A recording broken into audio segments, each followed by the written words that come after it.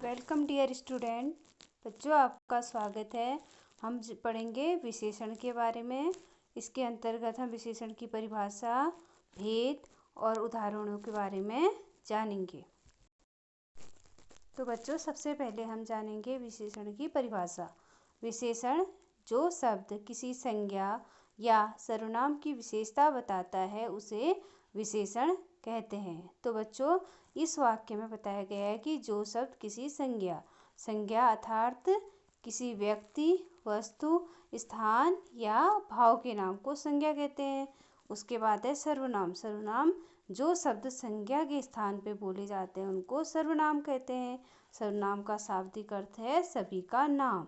तो बच्चों, इसका तात्पर्य हुआ विशेषण किसी संज्ञा या सर्वनाम की विशेषता बताने वाले शब्दों को विशेषण कहा जाता है।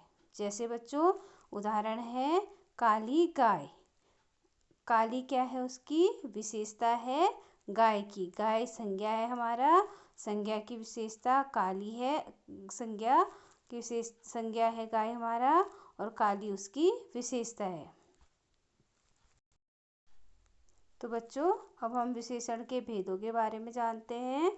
सबसे पहले गुणवाचक विशेषण, फिर संख्यावाचक विशेषण, सार्वनामिक विशेषण और परिमाणवाचक विशेषण। तो बच्चों, हिंदी भाषा में विशेषण 4 प्रकार के होते हैं जो मैंने अभी आप लोगों को बताए। तो सबसे पहले गुणवाचक विशेषण के अंतर्गत आप लोग देखिए कौन कौन से शब्द आएंगे। काला, गोरा, अच्छा, सुंदर। अर्थात ये शब्द हमें किसी भी संज्ञा सर्वनाम की विशेषता बता रहे हैं। ये हमारे गुणवाचक विशेषण की में आएंगे। फिर है हमारा संख्यावाचक विशेषण। जैसे संख्या मतलब अंक। जैसे 10 बच्चे, 3 गेंदे, ये हमारे अंक हैं। ये संख्यावाचक विशेषण की ओर इशारा करेंगे। ऐसे बच्चों, सार्वनामिक विशेषण। सार्वनामिक का अर्थ है सभी के नाम को बताने वाले विशेषण। जैसे वह व्यक्ति, उस घर, उस महिला आदि। फिर बच्चों, हमारा चौथा है परिमाणवाचक विशेषण। परिमाण का अर्थ होता है बच्चों नाप तोल। जैसे जिस विशेषण में कोई नाप तोल की विशेषता बताई जाती है उसको हम परिमाणवाचक विशेषण कहते हैं। जैसे 1 किलो, 2 दर्जन आदि। तो बच्चों, अब हम इन विशेषणों का थोड़ा विस्तार से अध्ययन करेंगे। तो सबसे पहले हम पढ़ेंगे सार्वनामिक विशेषण के बारे में। जब कोई सर्वनाम शब्द संज्ञा शब्द से पहले आए तथा वह विशेषण शब्द की तरह संज्ञा की विशेषता बताए उसे सार्वनामिक विशेषण कहते हैं। जैसे वह आदमी व्यवहार कुशल है। फिर कौन छात्र मेरा काम करेगा। तो बच्चों, इन 2 वाक्यों में आप देख रहे हो सार्वनामिक अर्थात सभी का नाम आ जा रहा है। वह आदमी सार्व अर्थात कोई किसी भी आदमी से कहा जा सकता है। कौन छात्र, किसी भी छात्र से यहाँ पे ये बात कही जा सकती है। तो बच्चों, उपयुक्त वाक्यों में वह और कौन शब्द सार्वनामिक विशेषण हैं। पुरुषवाचक और निजवाचक सर्वनामों को छोड़कर बाकी सभी सर्वनाम संज्ञा के साथ प्रयुक्त होकर सार्वनामिक विशेषण बन जाते। जैसे बच्चों देखिए आप लोग, निश्चयवाचक, निश्चय में जो बात निश्चित है, यह मूर्ति, ये मूर्तियाँ, वह मूर्ति, वे मूर्तियाँ, तो ये निश्चित है, एक निश्चित जगह पे है। ऐसे ही अनिश्चितवाचक में कोई व्यक्ति, कोई लड़का, कुछ, जिनकी कोई निश्चित संख्या नहीं है। प्रश्नवाचक में कौन आदमी, कौन लोग, क्या काम। अब यहाँ पे क्या सहायता, ये एक प्रश्न है, किसी से प्रश्न पूछा जा रहा है। ऐसे बच्चों, संबंधवाचक में देखिए आप, जो पुस्तक, जो लड़का। अब जो का संबंध पुस्तक से है, जो लड़का का तो जो का संबंध लड़का से है। जो वस्तुएं, जो का संबंध वस्तुओं से है।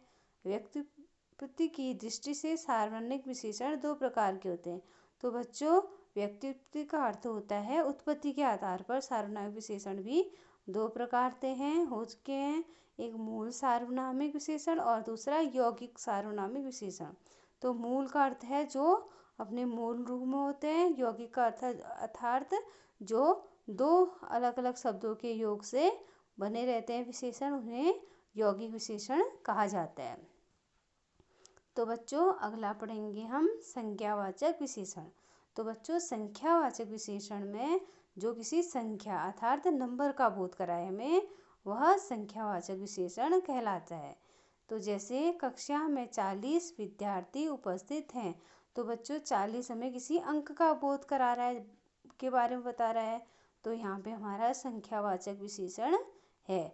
ऐसे दूसरा वाक्य देखिए, 2 भाइयों में बड़ा प्रेम है। अब यहाँ पे 2 किसी संख्या का बोध करा रहे हैं। फिर नेक्स्ट है आपका, उनकी दूसरी लड़की की शादी है। तो बच्चों दूसरी भी आपको संख्या का बोध कराया जा रहा है, हो रहा है यहाँ पे। फिर है चौथा वाला, देश का हर एक बालक वीर है। तो बच्चों हर एक का अर्थ है एक एक से, एक एक बच्चा देश का वीर है, तो ये भी संख्या का हमें बोध करा रहा है, संख्या के बारे में बता रहा है। अब उपयुक्त वाक्यों में आपने देखा कि 40, दोनों, दूसरी और हर एक शब्द संख्या का संज्ञावाचक विशेषण है, जो हमें संख्या का बोध करा रहे हैं। तो बच्चों संख्यावाचक विशेषण के भी 2 भेद होते हैं, निश्चित संख्यावाचक और अनिश्चित संख्यावाचक। उसके बाद पढ़ेंगे हम लोग गुणवाचक विशेषण के बारे में। तो बच्चों गुणवाचक विशेषण जैसे किसी के जो गुण की ओर इशारा करते हैं, गुण का बोध कराते हैं। गुण के अंतर्गत आपका रंग, रूप, जात, ये सब चीज़ें आएंगी। जैसे आप देख रहे हैं बगीचे में सुंदर फूल है, धर्मपुर स्वच्छ नगर है, स्वर्ग वाहिनी गंदी नदी है, स्वस्थ बच्चे खेल रहे हैं। तो बच्चों ऊपर लिखे वाक्यों में आपने देखा कि सुंदर, स्वच्छ, गंदी, स्वस्थ शब्द गुण का बोध करा रहे हैं, आपको गुण की ओर इशारा कर रहे हैं। जैसे फर्स्ट पहला देखिए समय संबंधी, अब समय के बारे में गुण क्या होंगे, नया, पुराना, ताजा, वर्तमान, भूत, भविष्य, अगला, पिछला। ऐसे बच्चों स्थान संबंधी में लंबा, चौड़ा, ऊंचा, नीचा, सीधा, बाहरी, भीतरी आदि। अब आकार में गोल, चौकोर, सुडौल, पोला और सुंदर, ये सब में किसी भी उसके संज्ञा या सर्वनाम के गुण की ओर इशारा करेंगे, उसका बोध कराएंगे अर्थात उसकी जानकारी हमें देंगे। तो बच्चों हमारा आखिर है परिमाणवाचक विशेषण।